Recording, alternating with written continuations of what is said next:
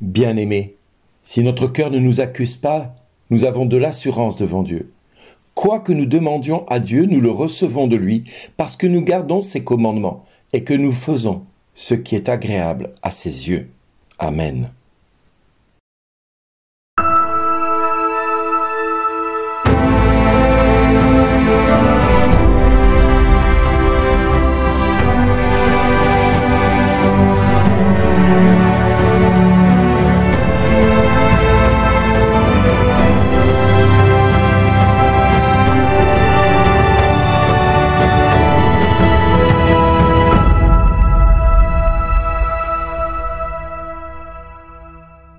Aujourd'hui, le message vous est adressé par Bernard Dille.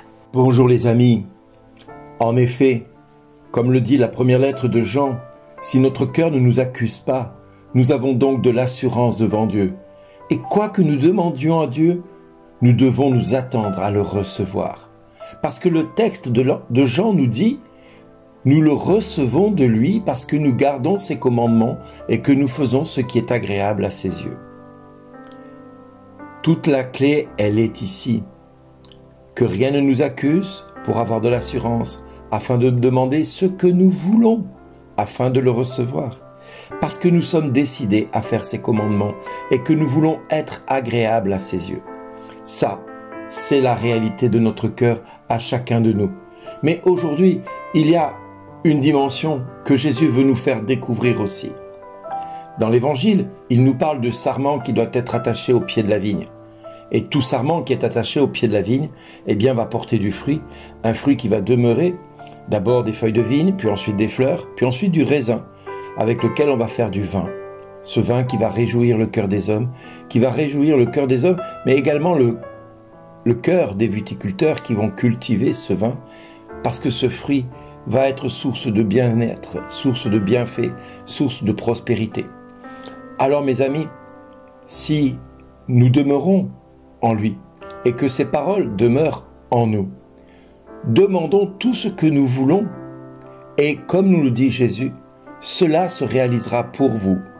Ce qui fait la gloire de mon Père, c'est que vous portiez beaucoup de fruits et que vous soyez pour moi des disciples. Les amis, Jésus s'est interposé entre son Père et nous. Parce que quelle que soit la culpabilité que nous pourrions avoir sur nos péchés, sur les actes qui nous ont égarés et éloignés de Dieu, quels que soient les actes que nous avons pu commettre dans le passé et qui par le fait de ce que nous pensons, génèrent en nous cette crainte que Dieu ne nous écoute pas, que Dieu ne nous entend pas, est un mensonge de l'ennemi.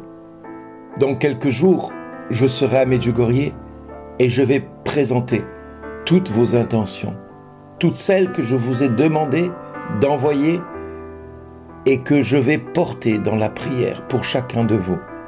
Je m'attends, tout comme tout chrétien devrait le faire, à voir se réaliser les promesses que Dieu veut nous accorder en allant à Medjugorje. Je m'attends à voir ces bénédictions venir dans vos vies. Et vous devez en faire autant pour vous-même et pour tous ceux qui sont autour de nous et qui prient les uns pour les autres.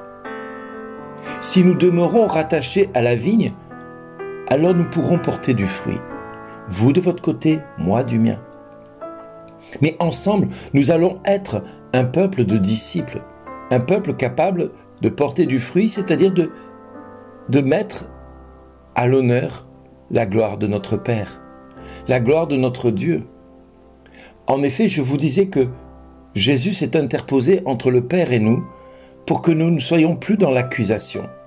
Et quelle que soit l'accusation du monde, ou quelle que soit l'accusation de ceux qui vous entourent, ou même de vous-même vis-à-vis de vous-même, ce non-pardon que vous pouvez avoir les uns pour les autres, ou vers vous-même, eh bien, Dieu nous demande de le déposer à la croix, parce que Jésus a dit à son Père, « Père, pardonne-leur, ils ne savent pas ce qu'ils font. » Et Paul dira dans ses textes, « Le mal que je ne veux pas faire, je le fais, le bien que je voudrais faire, je n'y arrive pas. » Tout ça pour montrer que notre humanité, elle est pleine et entière et que nous sommes tous tenus à prendre conscience que notre péché nous précède dans beaucoup de domaines. Mais ce qui suit notre péché, c'est la grâce. En effet, nous sommes tous privés de la gloire de Dieu. Ça, c'est une réalité toute humaine. Tous, nous pouvons dire, nous sommes privés de la gloire de Dieu. Mais par miséricorde de Dieu, et c'est ce qu'il a enseigné à sœur Faustine, la miséricorde de Dieu est infinie. Ce qui veut dire, comme disait Thérèse, si j'avais commis tous les crimes possibles, ce ne serait qu'une goutte d'eau dans le brasier ardent qu'est la miséricorde de Dieu. Donc si nous sommes des disciples, nous devons non seulement croire que notre péché nous précède, mais nous devons également croire que notre miséricorde est déjà acquise. La miséricorde dont nous avons besoin. Et c'est celle-là que je vais aller chercher à Medjugorje pour chacun de nous. Et avec nous, nous allons vous porter, Claire et moi, auprès du Seigneur pour que tous et toutes vous soyez bénis, enrichis par les bénédictions de Dieu. Que vous soyez des sarments, qui ayez des fruits, un fruit qui va réjouir le cœur des hommes, ceux qui vous entourent, ceux qui sont proches de vous, ceux qui vous aiment moins. Mais qu'importe ce qui va se passer, croyons que ce que nous allons demander, vous de votre côté et moi du mien avec Claire, nous allons le recevoir. Parce que la première lettre de Jean nous parle, nous recevons au présent les promesses. Nous recevons au présent les bénédictions. Nous recevons toujours ces bénédictions au présent, comme un présent de Dieu, comme un présent qui nous est fait. Et vous savez, le plus grand des présents que Dieu nous fait, c'est pas n'importe lequel. Parce que, quel que soit le péché que nous ayons commis, quelle que soit l'erreur que nous avons pu commettre dans notre vie, et quelle que soit la culpabilité que le mal ou le malin essaie de nous mettre sur les épaules et dans nos têtes, dans nos vies, il faut toujours se rappeler ceci. Père, pardonne-leur, ils ne savent pas ce qu'ils font. En disant ceci, Jésus dit à tout acte de condamnation ce qui vient du rendu de la justice de Dieu. Nous sommes acquittés.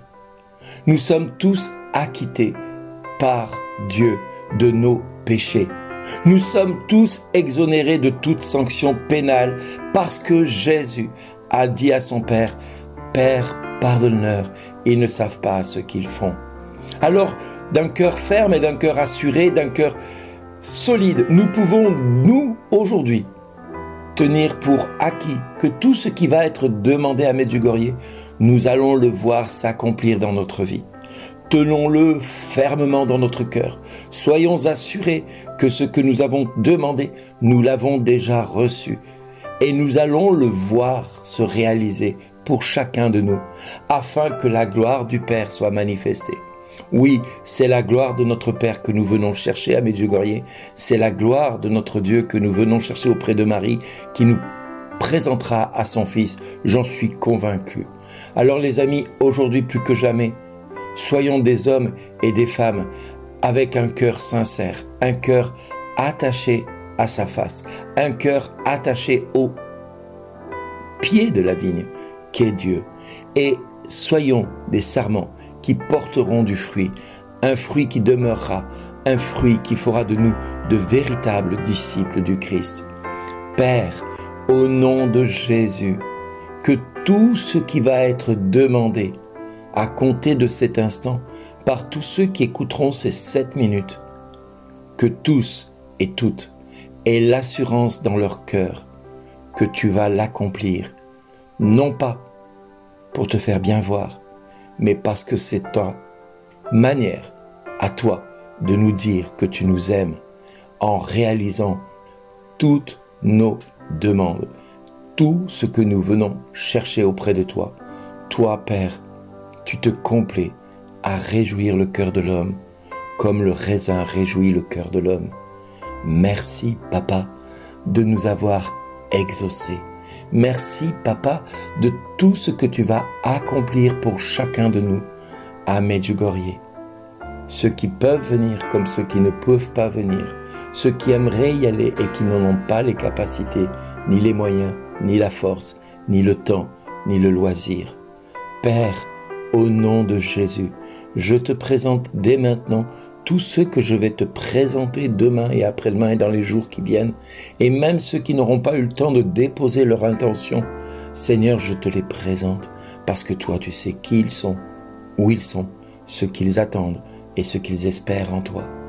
Père, au nom de Jésus, pour ta plus grande gloire, réalise toutes les demandes de nos cœurs qui viennent à toi te dire, Père, s'il te plaît, exauce ma prière. Père, dans le nom de Jésus, je te dis merci. Merci de m'avoir répondu favorablement. Merci, Père, parce que je sais que dans tout ce que tu fais pour moi, alors je peux te dire que je me souviendrai toujours de ce que tu as fait pour moi et pour ma famille, pour les miens, comme pour mon pays. Merci, Père, au nom de Jésus, de m'avoir exaucé. Amen. Et à chacun de vous, plus que jamais, je vous le dis, soyez fiers de ce que vous êtes et merci d'exister.